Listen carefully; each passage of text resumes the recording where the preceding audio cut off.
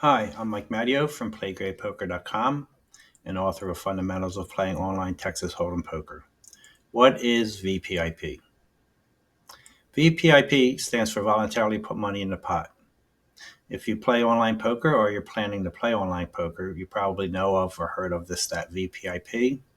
It's the number one stat you need to learn about and master.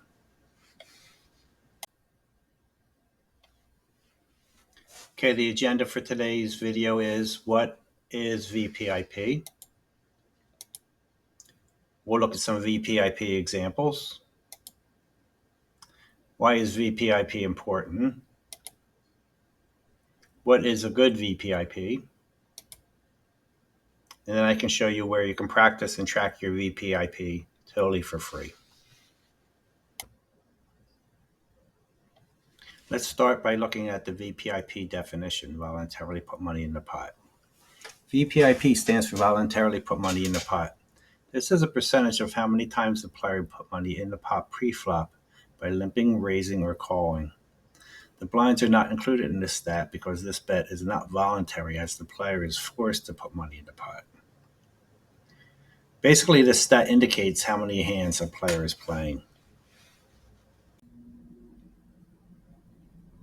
Let's take a look at the formula for VPIP. The formula is the number of times a player raised, called, or limped divided by the total hands that player played. If a player put money in the pot 3 times by raising, calling, or limping, of the total of 10 hands that player played, he would have a VPIP of 30%. The best way to understand VPIP is to see an example. I'm going to use the free poker game at PlayGreatPoker.com. I'll show you more about that later to show you an example of VPIP. So here we're under the gun.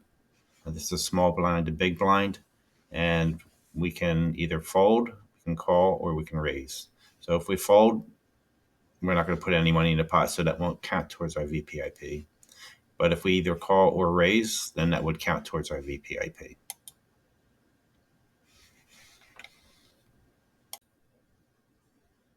Here's another example where we're in a small blind. 2 players folded, 1 raised, and we put $5 in the pot as the small blind.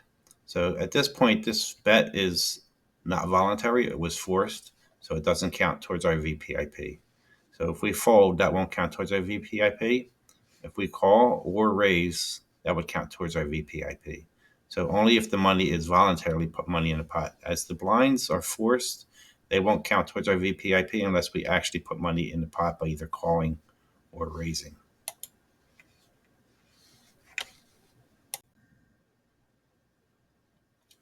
Now that we know what VPIP is, how can we use it to determine our own VPIP as well as profile other players? So players that have a 40% or higher VPIP are usually considered weak or fishy players. They'll play almost any 2 cards just hoping to hit something on the flop. Many times they'll call you down all the way to the river with any 2 cards. They just love to call and they hate folding. Players playing under 10% or under hands are very tight or nitty players. They won't be 3-betting much or stealing much. They fold to many bets, and when they enter the pot, it's usually with a strong hand. What does 40% of hands even look like? Well, somebody playing 40% of hands is playing almost any playable 2 cards. Most of your pocket pairs and suited aces, but also hands like 6-4 offsuit, 9-7 offsuit, Queen-8 suited. So they're just playing any 2 cards, just trying, hoping to hit something on the flop. Somebody who plays 10% of the hands or less is playing only your strongest hands. So they play something that looks like this.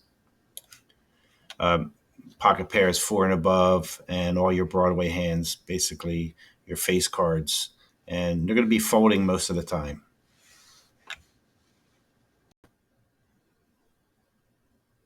What is a good VPIP anyway? So research at PlayGreatPoker.com over a large sample of data at the low-stakes 6-max game showed that winning players had a VPIP between 16% and 33%.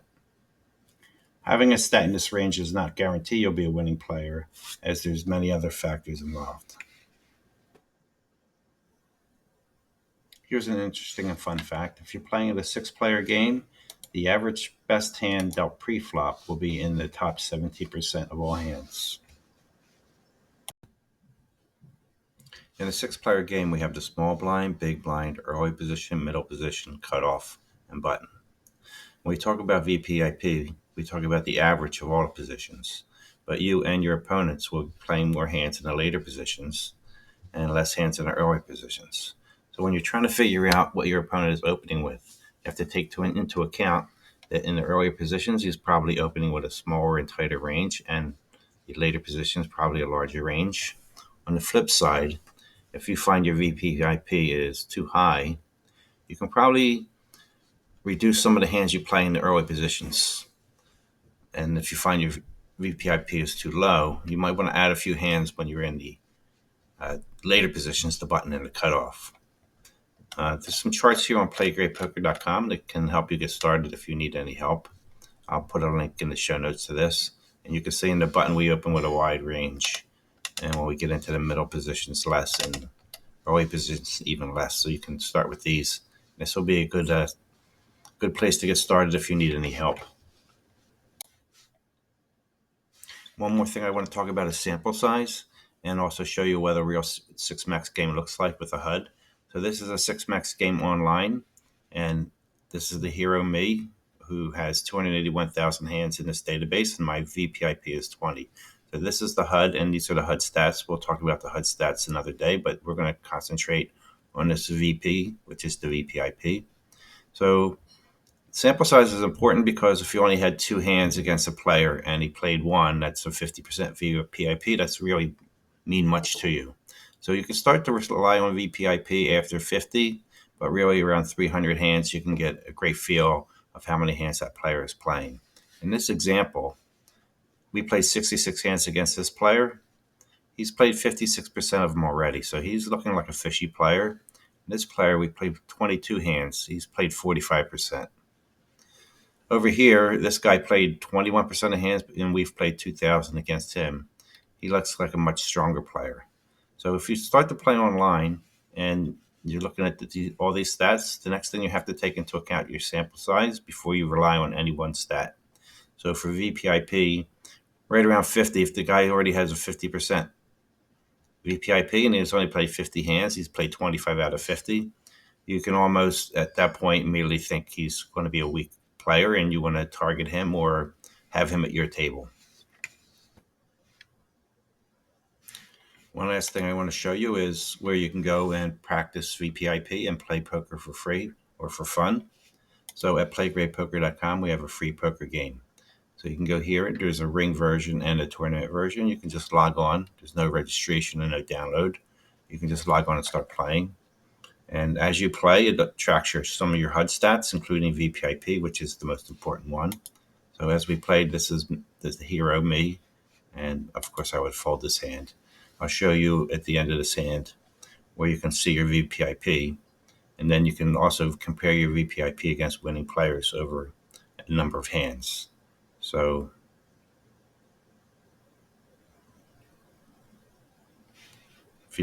we'll view the standings here. So these are the standings. We have some HUD stats here. So we have my HUD stat. So I have a VP of 24% over 2,922 hands. We can also look at a positional report, and it'll give me the VPIP per position. And then we have an assessment skills. And this shows the percentage from 0 to 100 and what winning players online have a VPIP, and the dot shows where my VPIP falls in the range versus winning players, what the recommended range is, and my percentage, which is 24%. And then I can continue playing. I'll resume that game. And you can just go here and log on and play and have fun and track your VPIP.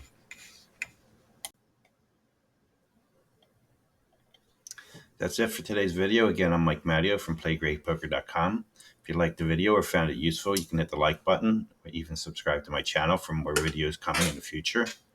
If you want to contact me, you can go to PlayGreatPoker.com and hit the Contact Us button, and it'll come to me. Again, thank you for watching the video, and good luck with your poker.